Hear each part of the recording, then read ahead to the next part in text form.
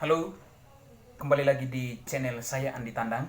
Terima kasih untuk Anda sekalian yang selalu menyempatkan waktunya untuk menonton konten-konten sederhana di channel saya ini. Video kali ini saya secara khusus membahas isu yang beredar di Nusa Tenggara Timur beberapa hari ini, yaitu soal rekaman suara Ketua DPRD Kota Kupang, Yeske Lode, yang beredar ke publik dan memantik perdebatan publik Nusa Tenggara Timur karena menyinggung sara, ya, menyinggung suku dan agama tertentu. Setelah video ini menjadi konsumsi publik, Pak Yeskel juga sudah memberikan statement dan klarifikasi politik soal ini, dan ia mengakui itu, bahwa itu adalah rekaman dia, ya.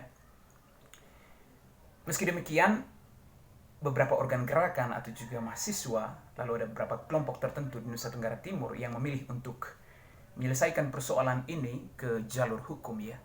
Kemarin dari beberapa organ itu, aliansi mahasiswa, mereka melapor Yeske Lode ke Polda NTT. Saya bisa mengerti kenapa kemudian persoalan ini menjadi bukan hanya persoalan regional khusus untuk NTT saja, tapi ini juga bisa masuk ke isu nasional, karena memang ini bicara soal ras, ya. Memang politik dan rasisme itu adalah dua hal yang cukup sulit untuk dipisahkan, ya, khususnya dalam konstelasi politik Indonesia hari-hari ini. Dan kita sepakat bahwa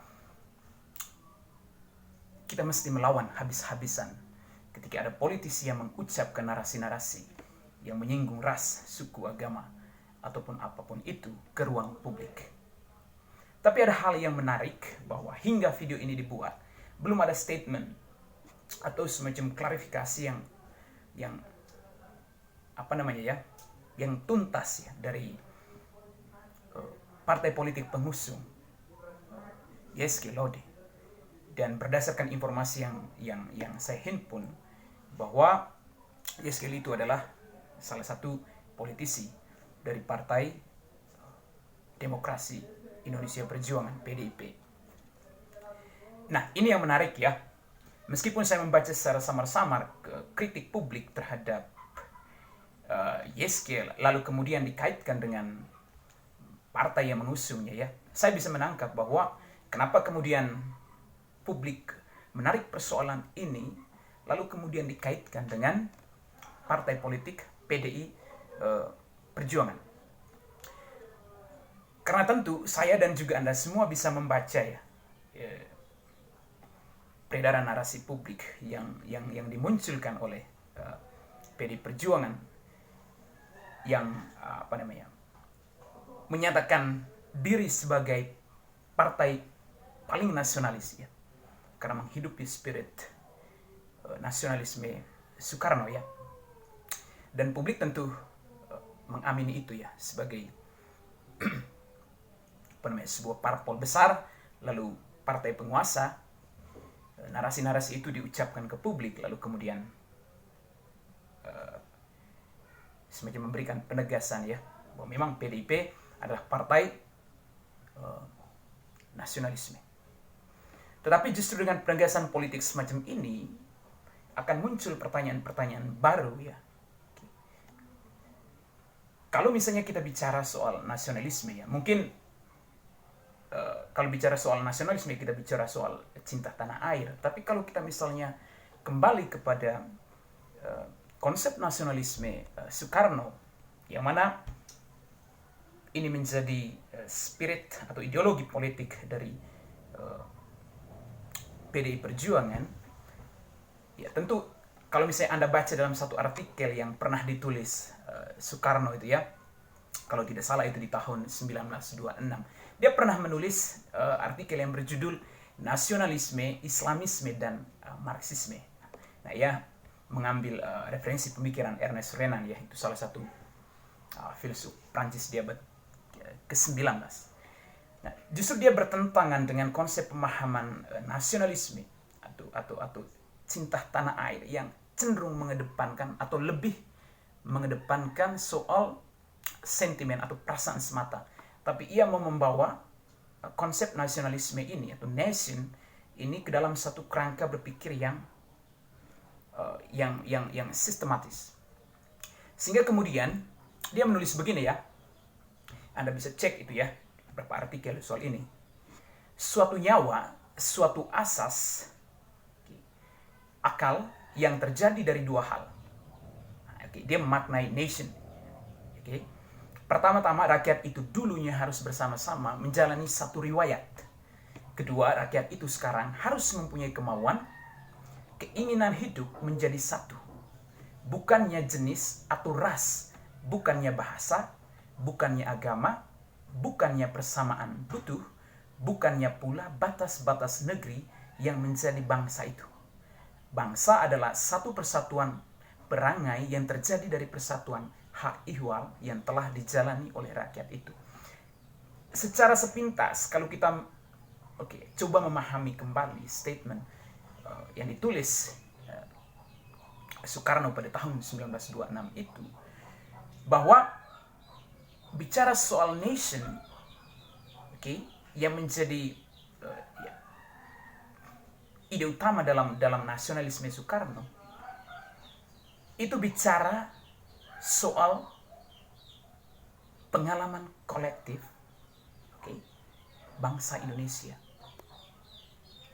Dia bukan bicara soal ras, bukan bicara soal agama. Jadi di situ secara tegas konsep nasionalisme Soekarno itu bukan semata-mata bicara soal cinta tanah air, tetapi dia memberikan penegasan bahwa nasionalisme itu bicara soal kesamaan atau pengalaman kolektif. Jadi dia tidak ada sangkut pautnya dengan agama, tidak ada sangkut pautnya dengan ras, suku, ataupun bahasa. Sebagai sebuah nation, kita adalah warga negara Indonesia yang mempunyai kepentingan nasional bersama.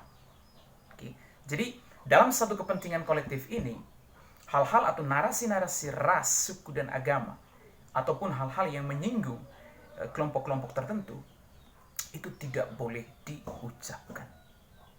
Dan disinilah menurut saya esensi dari nasionalisme Soekarno.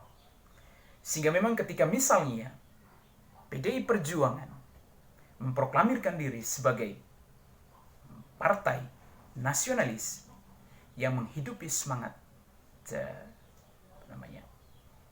nasionalisme Soekarno, itu berarti bahwa segala macam narasi yang bertentangan dengan nasionalisme Soekarno itu mesti dilawan habis-habisan. Dan hari ini salah satu kader PDIP, yaitu Pak Yeskiel, yang juga adalah ketua DPRD Kota Kupang, mengucapkan narasi yang menyinggung suku, agama tertentu yang secara jelas bertentangan atau berlawanan dengan konsep nasionalisme yang sudah dihidupi oleh PDIP itu sendiri dan diwariskan oleh Soekarno. Tentu publik punya tanggung jawab moral dan politik untuk bertanya sekaligus memberikan komentar soal ini, karena memang yang terbaca ke publik itu adalah PDIP selalu memproklamirkan diri sebagai partai politik yang paling nasionalisme. Tetapi di sisi yang lain, ada kader yang justru mengucapkan narasi yang bertentangan dengan semangat yang sudah dihidupi oleh PDI Perjuangan sendiri. Tentu kita tidak bisa menyalahkan partai politiknya. Tentu dalilnya juga itu adalah soal personal, ya. Soal politisinya itu sendiri secara pribadi. Tapi kemudian sebagai sebuah partai yang mengusung, tentu mesti punya tanggung jawab moral politik, ya, untuk ini. Dengan cara apa? Ya, Kalau misalnya konsisten, PD Perjuangan konsisten, maka satu-satunya cara itu adalah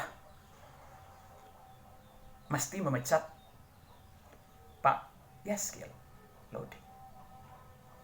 Hari ini belum ada klarifikasi politik yang membuat publik percaya bahwa PDIP memang partai nasionalisme.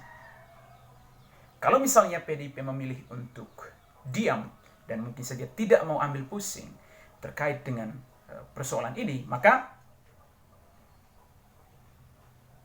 pemahaman atau publik akan berpikir bahwa memang hal-hal semacam ini atau narasi-narasi atau klaim partai paling nasionalis ini suatu hal yang bisa saja itu hanya omong kosong. Karena memang yang dibutuhkan sekarang dari PDIP adalah konsistensi sikapnya. Dengan cara apa? Tidak hanya mengucapkan atau mengklaim atau memproklamir diri sebagai partai paling nasionalis, tetapi juga mesti diterapkan dalam kehidupan politik harian. Nah, sebagai publik, kita menunggu ada semacam pernyataan politik ataupun keputusan politik agar Pak Yasskiel Laudi sebagai bagian dari PD Perjuangan, sebagai kader PD Perjuangan, harus dipecat demi menjaga marwah partai yang selama ini getol mengucapkan narasi-narasi nasionalis. Dan kita sangat mendukung bahwa sebagai sebuah partai nasionalis, PDIP mesti perlu untuk menjadi garda terdepan dalam membangun narasi-narasi nasionalisme. Tapi juga kita menuntut mesti ada konsistensi sikap untuk memberikan keputusan-keputusan politik terkait dengan kader-kadernya yang bandel dan bahkan bertentangan dengan ideologi yang sudah dihidupi oleh PDIP itu sendiri. Karena saya yakin bahwa radikalisme yang kita perangi hari ini itu berawal dari rasisme, ucapan-ucapan rasis semacam ini. Itu akan memberikan efek jangka panjang selain meruntuhkan keakraban kita sebagai warga negara, tapi juga ini adalah bibit-bibit radikalisme. Apalagi di NTT sendiri, NTT itu adalah ikon toleransi di Indonesia Jadi kalau misalnya ada politisi atau siapapun itu berasal dari Nusa Tenggara Timur, apalagi dia itu adalah politisi, mengucapkan narasi-narasi yang mengangkangi nilai-nilai toleransi, maka hal semacam ini perlu disikapi secara serius. Mungkin itu saja. Keputusan pada akhirnya ada di tangan partai, tetapi publik perlu untuk mengkawal hal-hal semacam ini, sekaligus memberikan semacam kritik yang bisa